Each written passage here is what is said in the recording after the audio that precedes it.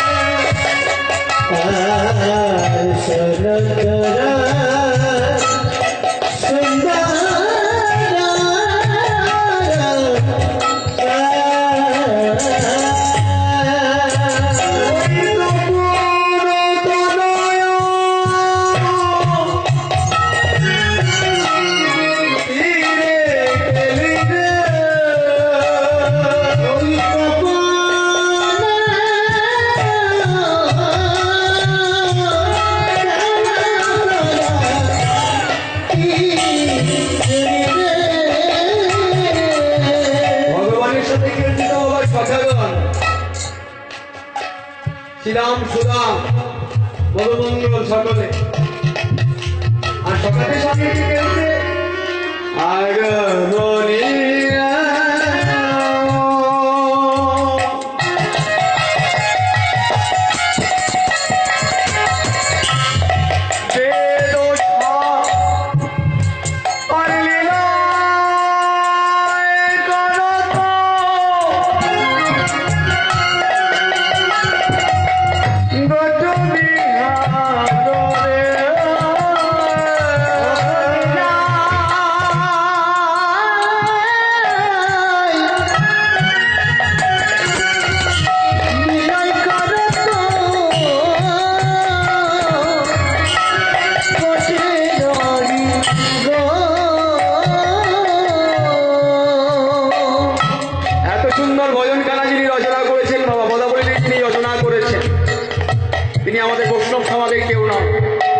তিনি হলেন একজন মুসলমান বড় কবি যার নাম নাসির মাহমুদ।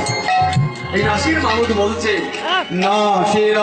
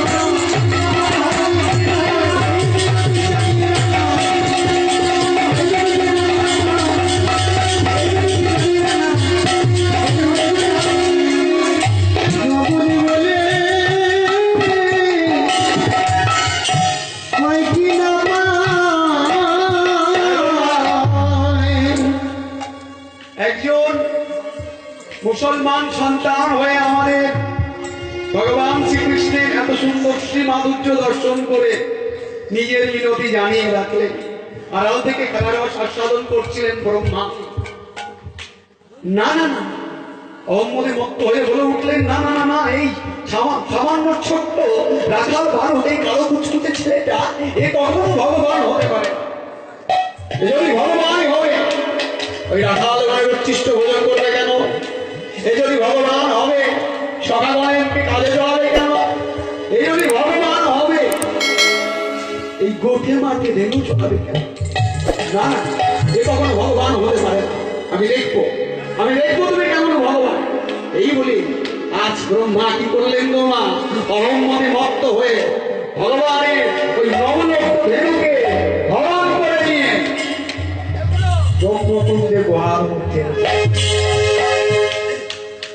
এদিকে এসে দেখছে ভগবান আমার সখাগণকে ওই ধেনু বংশগুলোকে খুইয়ে শ্যামলী, अरे धवले कहाँ गए रे? कहाँ गए? आओ आओ फिर आओ तो। কেউ আসছে না দেখি খুঁজতে খুঁজতে ভগবান যখন জঙ্গলের মধ্যে প্রবেশ করেছে, ব্রহ্মা কি করেছে? আবার শক্তি প্রয়োগ করে ভগবানের ওই দ্বাদশ রাখালকে হরণ করে নিয়ে ব্রহ্মকুণ্ডে গুহার মধ্যে রেখে দিয়েছে। দেখছে ভগবান আমার কাঁদছে, ছোট্ট রাখাল বালকের মতো ভগবান কাঁদছে। সেদা তোরে সেদা তোরে